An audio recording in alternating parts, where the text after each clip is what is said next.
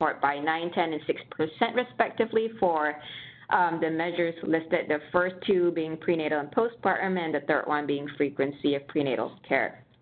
Now, second example, this is based on work we did with a Medicaid plan in the state of Indiana, and the healthy action that they desired was for members to close care gaps for at-risk measures. There was money on the table. And the verifiable outcome was, okay, well, did numerator go up? And we delivered by helping them recoup $7 million for one measure. Third example with a Medicaid plan in the state of New York, and the healthy action that they desired was for the members to pay their premiums on time. This was for QHP population. Verifiable outcome, did delinquency rates go down or not? And in 1 month alone, their 90-day delinquency rate went down by 51%. And next, this was based on work we did with a specialty pharmacy with a primarily Medicaid population, and healthy action that they desired was for their patients to confirm refills digitally, i.e. not involving a human. And the verifiable outcome was they wanted to see the rate of, refills that were automated go up. And in the first month alone, 25% of all of their refills were automated by us, and that number continues to go up. For those of you who are interested in the full-blown copies of these case studies, feel free to reach out to us after. And with that, we move on to truth number 3. Your members are just like you, so don't treat them differently. There's a lot of talk these days about member preferences, and we know of at least several health plans that are building what they call preference databases. And these are all worthwhile endeavors, but we've learned a few things. Members don't always provide you with their true preference. Preferences change over time, and each communication channel or modality has its own inherent strengths and weaknesses. I mean, you don't send your spouse one-way broadcast notifications all day, do you? Though often that's what it feels like for me when I'm sending them to my husband. But kidding aside, think about the daily digital interactions with the people in your life. Here's some examples here. You may send your spouse a text saying, hey, what's for dinner? Or it's, text season is upon us. You may send an email that says, can you look at these documents from our tax accountant? Or if there is a health issue in the company, you might just pick up the phone. If you agree that we want to have relationships with our members, not a transactional relationship like what we have, say with the bank, where most of the communications are relegated to notifications, then we should start embracing this notion of communicating with our members in a natural way. And we find that the best way to communicate with a member is by mirroring how they communicate with others in real life, i.e. using all of the different modalities in concert, as we had just described on the last slide. More on this natural aspect. One of the unique aspects of our platform is that we were built from the ground up as a multimodal platform. So it's really easy for us to power what we call seamless transitions from one modality to another. Here's a scenario with, remember Mary, she's got Daisy in her arms. She gets an IVR call that says, you're due for your next prenatal visit. To get your OB's address texted to you, press 2. Wonderful, Mary presses 2, and voila, real time, she gets a message that says, Dr. Amy Jones' office is at, et cetera, et cetera. No pen, no paper, no frenzied toggling back and forth on the phone required.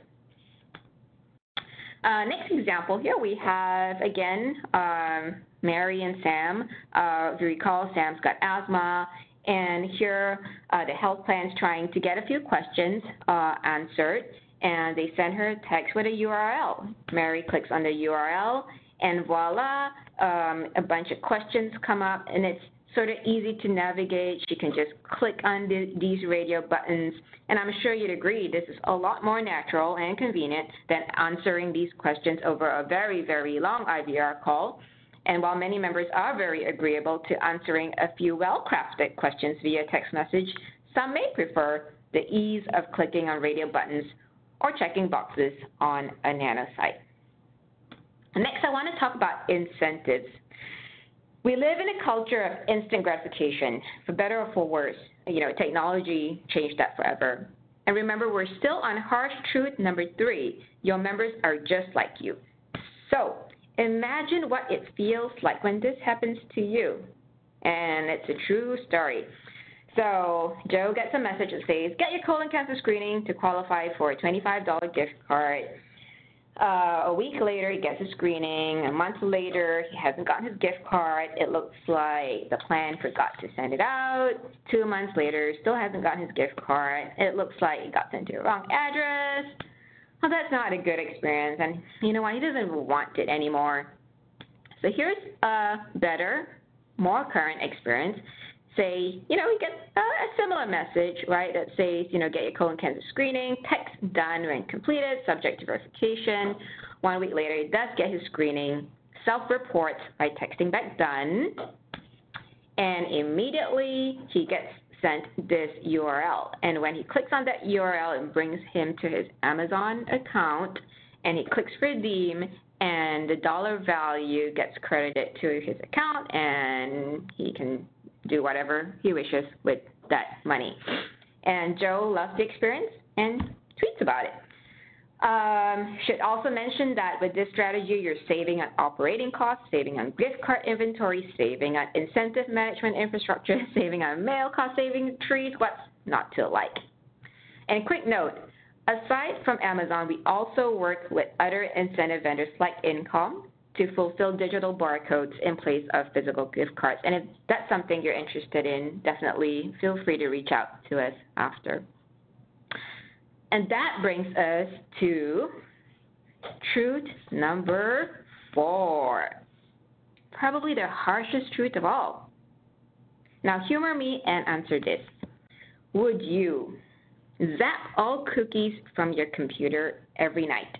Now, unless you're paranoid, and if you are, I totally respect that, you'd probably say no. No, I wouldn't zap my cookies every night. Most people would prefer not to have to re-enter passwords and, form information every day for commonly used applications. Well, then ask yourself, why restart outreach every year? What do I mean? More often than not, we find that plans hire a vendor or multiple vendors to perform outreach. Let's take, HEDIS outreach as an example. And that outreach typically, continues till the end of the HEDIS year, and it restarts from a blank slate the next year. And this restarting from zero got us perplexed. Are you and your members simply like ships passing in the night? The reason this is the norm is because traditional outreach is transactional. It's like a bank notification. And it's kind of sad because health plans have essentially been paying good money to not get good value, and we're very determined to change that. So I was listening to NPR the other day, and the guest being interviewed said that humans are data-creating machines. And in the same vein, by paying attention to the data from your members' communication activity and patterns, you'll see that they're sending you all sorts of unspoken messages. So I want you to meet Pell, this little guy right here. And don't ask me what breed. I think he's a mutt of some sort. Pell's a metaphor for the dynamic profiles we maintain for members. When Health Crowd System first sees a new member, it starts by paying attention to the member's activity and tries to capture patterns and attributes. Then we go through a learning phase and optimize as appropriate. This is symbolized by Pell's shirt becoming more and more detailed till it matches Mary and starts moving in lockstep with her.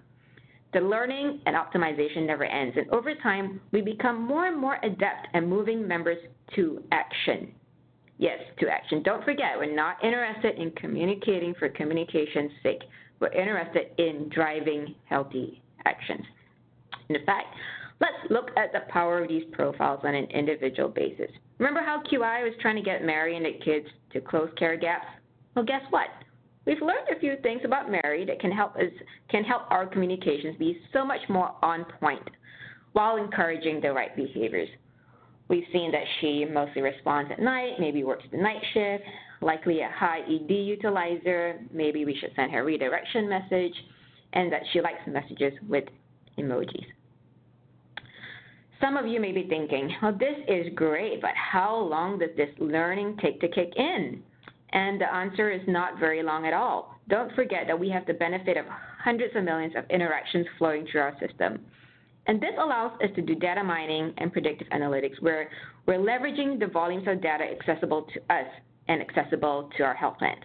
For example, if you use Facebook, you'll immediately get the concept of lookalike members. Facebook looks at consumers like you to inform your content feed. In our case, we leverage lookalike clusters of members to proactively intervene, but in a non-intrusive way. So here's an example with new member Jane. We run an affinity analysis to find these lookalikes. The lookalikes indicate that, hey, Jane may need ride assistance, and we can be very proactive and say, hey, there's no cost transportation available for you. Text ride to learn more. And when she texts back ride, we send her their phone number, the name of the ride service in her state or in her area. Our next example will hit healthcare folks, I think, a little closer to home.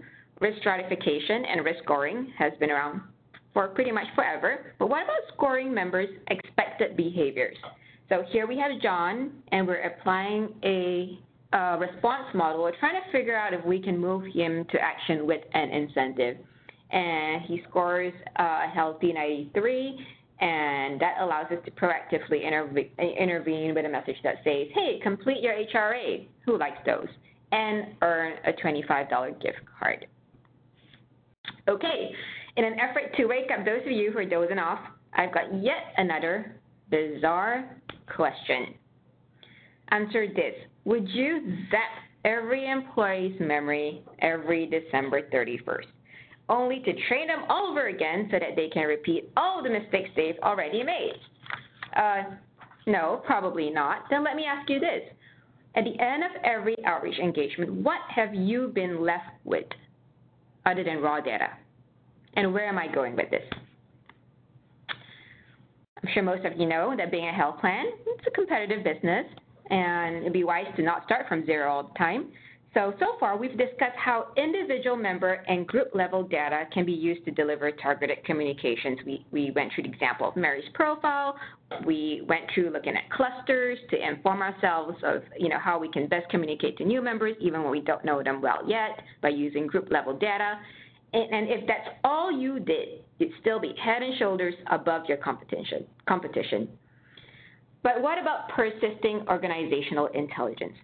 Imagine if all of a health plan's member communications, together with its insights and learnings, could be captured, distilled, and dynamically updated to be used by anyone within the health plan to turbocharge their outreach initiatives. Imagine having access to important communications and metadata like this: modality mix of your population, nudgeability index, your telecommunications carrier mix, your brand awareness index, your behavioral clusters, your data cleanliness index. Imagine how valuable this could be to you and to your marketing team. And you can tell that this stuff gets me really excited, but before I get carried away, there's still one more truth to be had, and that's truth number 5. AI is great when it's creating hype, when it's creating value, not hype. A couple of fun examples here for you. A good friend of mine has got a slight accent, kind of like me, and recently she asked her virtual assistant, Alexa, to order a dozen eggs, and Alexa promptly responded, okay, confirming an order for 1,000 eggs. A few days later, I was at a friend's place. To keep the kids occupied, he thought, let's turn on some music, and he said, Alexa, play Funky Town. And Funky Town played, the kids danced, loved that song. Then more guests arrived, and it just got too noisy. And 5 of us took turns screaming, Alexa, stop, Alexa, mute, Alexa, shut up. All to no avail, and the thing just would not stop. And is there a point behind these examples? Yes, the point is that AI isn't quite there yet, even for some of the companies with the deepest pockets. And it probably isn't ready to be put in any critical healthcare path yet. I mean, ask yourself, would you trust a machine to diagnose you and provide you with trusted medical advice today? Chances are the answer is not yet. So we think that as healthcare companies, we need to be really realistic. We can't be caught up in the alphabet soup, and we need to work collaboratively to shape AI for tomorrow. As I will show you in a bit, we have been using NLP, or natural language processing, in a risk-managed way to improve member experience and create operational efficiencies. So here is an example from a case study with a large regional Medicaid plan. We ran 23 campaigns for them over the course of 12 months. Lots of messages sent, lots of messages came back in, and on the bottom half here, you see a sampling of the types of messages that we receive. It's everything from, acknowledgments to quick questions to, on the right here, there was a member who felt compelled to text us every single thing he ever ate. And that's fine. It's all good, all good. I want to show you the distribution. Obviously, a lot of messages have just one word. But what's interesting is that 30% of the messages have between 2 and 19 words. I don't know about you, but I don't think anyone at your health plan wants to read through the 100,000 odd messages that came in. I don't think anybody here wants to do it. And so that's where natural language processing comes to the rescue. And forgive me, for those of you who are not familiar with the term NLP, it's simply a branch of artificial intelligence that helps computers to understand and interpret human language. So over the past several years, we've trained our NLP engine to be a good partner, maybe even a good employee, if you will. And the engine plows through the millions of communications on a daily basis to extract meaning from a member's responses and replies, trying to understand if they're asking a question, asking for help, or sometimes just simply offering to help and a compliment. And we see plenty of those, by the way. And so here are some examples. Here we're escalating as appropriate to create immediate value. An example, we get a message that says, I'm feeling low, I want to end it all. And we're able to auto-alert a case manager to call the member. Or here we have a member in a prenatal campaign saying, husband hitting me, please help. We can auto-route that immediately so somebody can reach out, act as appropriate. But it's not always just to manage risk. We can also help to exceed member expectations. Here we have maybe a new mom saying, hey, I'm throwing up several times a day. Is this normal? And somebody from the care management team, can reach out, be it by phone call, by text, by, whatever, secure messaging, secure chat, whatever it is that works best for your organization and your members in order to put her at ease. And sadly, that's the end of my webinar today. I want to do a quick recap of the harsh truths. Number one, your members see you as one entity, so communicate as one. Engagement is subjective. Actions are objective. Your members are just like you, so don't treat them differently. You've probably wasted time and money, but it's okay. There's a path forward, and AI is great when it's creating value, not hype. And that was fun. I hope y'all enjoyed it as much as I did. Back to you, Devin. Great, Bing. Thank you so much for that presentation. I now want to open it up to questions, so I will pause for a few minutes and allow people to submit their questions via the chat box located in the lower right-hand corner of the WebEx platform. So yes, we will hold for questions.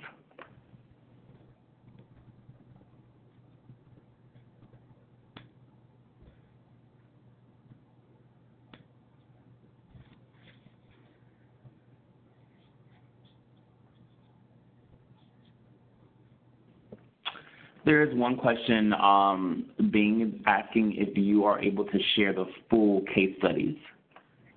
Yeah, absolutely. Please have the attendee reach out to me directly. It's just Bing at HealthCrowd, and I do have my contact info here at the end, which I am sharing right now. Great. So for everyone who wants access to more information, feel free to reach out to Bing. Her contact information is listed there, bing@healthcrowd.com. And if there's any other questions, we'll pause and allow those to ask those as well. And you will also get, you will receive a recording of this webinar for you to review as well following today's presentation.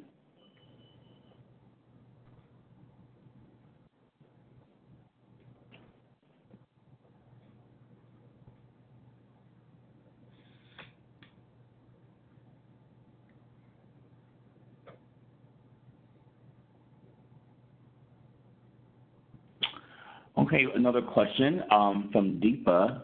How do you provide healthcare education through texting? Yeah, that's a great question. And I think, to be true to ourselves and some of the material that was presented here today, we are proponents of, and even though I know that HealthCrowd is very well known for our texting programs, we believe that the best way to communicate with members is naturally by leveraging the different modalities as appropriate.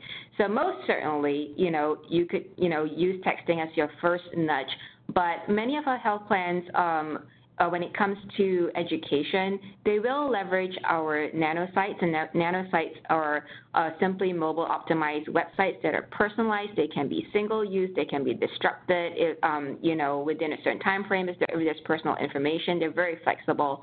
And they tend to use these nanosites to educate, and I actually do have some examples there, unfortunately not in this deck. You can embed videos. You can embed audio, pictures.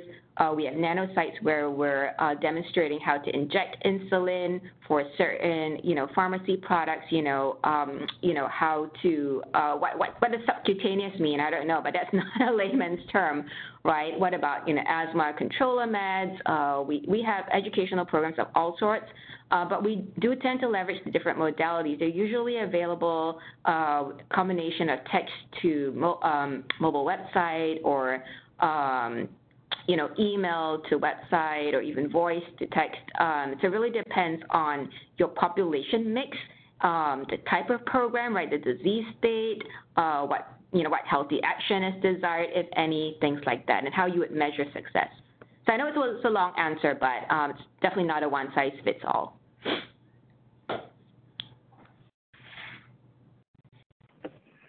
Great. Awesome. A lot of people are saying they're going to reach out to you directly, so look out for those inquiries coming through to your email soon.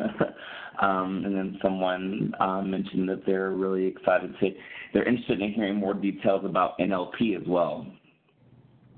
All right, sounds good. I'll send him a robot.